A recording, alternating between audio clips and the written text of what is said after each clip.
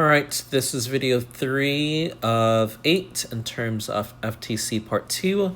This is going to be 2024 AB4. We have this lovely graph right here, and this is the graph of F. And for part A, it just tells me that G is defined by the integral from 0 to x of f of t dt. We want to find values of g of -6, g of 4, and g of 6. Okay. So, we want to find g of -6 first. And that is going to be 0 to -6 f of t dt. My bounds are switched, so I'm going to go ahead and change them.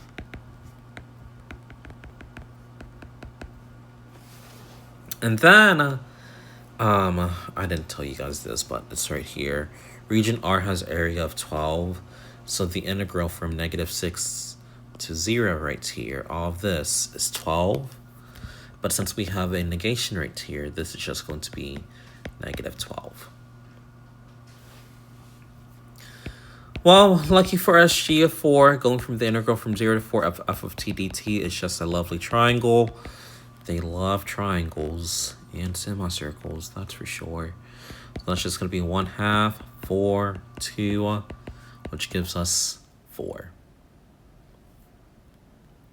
And then to find out what g of 6 is, you use what you found from g of 4 and then add on whatever we find for 6 to 4. In this case, well, 4 to 6, sorry. So from 4 to 6, we have another triangle here. But since it's below the x-axis, we know that it's going to be subtraction. So this is going to be 1/2, 2, 1. And that's going to give us 3. Now, do you want to keep it like this? Sure, that's fine. It's an easy simplification though, so that's why I just said 3.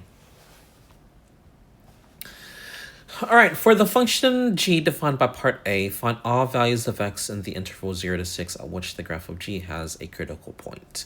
Give a reason for your answer. Well, a critical point just means that the derivative is equal to 0.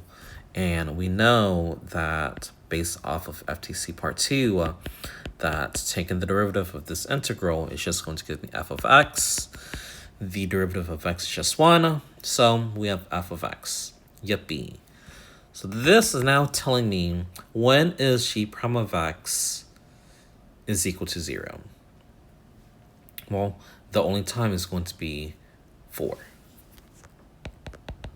So then, whenever it says give a reason for your answer, I think this is enough information.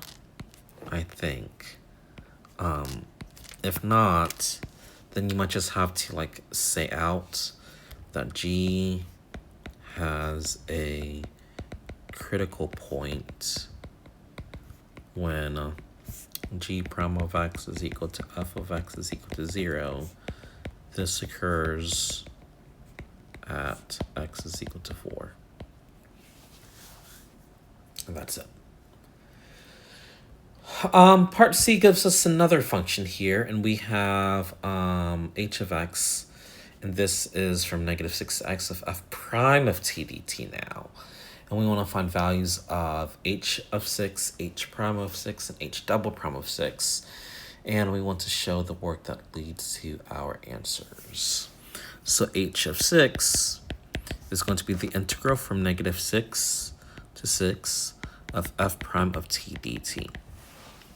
Well, here's the thing, folks. The graph that we are given is just f, the original function. So we're going to use FTC part 1 and just work backwards now. In this case, the antiderivative of f prime of t, or me going backwards, is just f of t, going from -6 to 6. So I have f of 6 minus f of -6. F of 6 is -1, and then f of -6 is 1/2.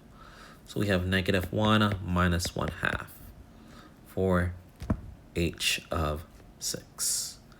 Probably want to lead with this since there's 3 things that we want to find.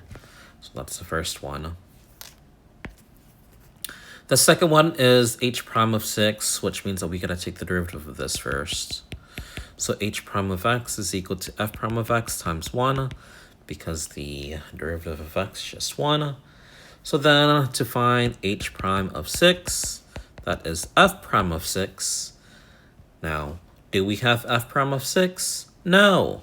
However, can we take the derivative of this graph? Yes, because at 6, it's just a linear function, which means the derivative is our slope. In this case, our slope is just going to be down 1, right 2, which gives us negative 1/2.